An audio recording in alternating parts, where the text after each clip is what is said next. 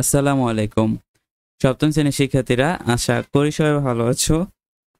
এখন আমি তোমাদের সাথে তোমাদের অর্ধবার্ষিক পরীক্ষায় বাংলা প্রথম পত্র প্রশ্ন নিয়ে আলোচনা করব। এটা তোমরা দেখানো, এটা হচ্ছে নমুনা প্রশ্ন। এটার মতো করে তোমাদের পরীক্ষার মধ্যে আসতে পারে, হয়তো এটাও তোমাদের পরীক্ষার মধ্যে দেওয়া দিতে পারে, তাই তোমরা এই প্রশ্নটা দেখানো যে প্রশ্নের মধ্যে কি কি দেয়া আছে।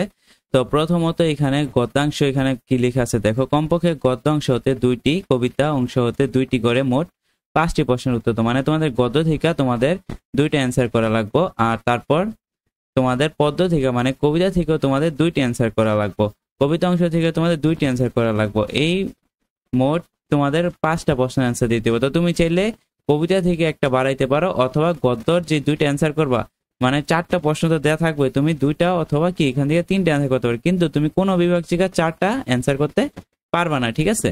তো এই যে এইখান থেকে তোমরা স্ক্রিনশট নিয়ে আনো, আস্তে আস্তে আমি যাইতাছি। তো এইগুলো তোমরা যদি পড়ো তাহলে তোমাদের পরীক্ষার মধ্যে কমন আসবে। যেহেতু এটা একটা সরকারি স্কুলের প্রশ্ন, তাই তোমাদের প্রশ্নের মধ্যে মিলও থাকতে পারে। আর এটা একটা কিনার প্রশ্ন, এটা কোনো স্কুলে স্যাররা বানায় নাই, তাই তোমাদের যাদের যাদের স্কুলে প্রশ্ন কিনে আনে তারা এই প্রশ্নটা দেখতে পারো।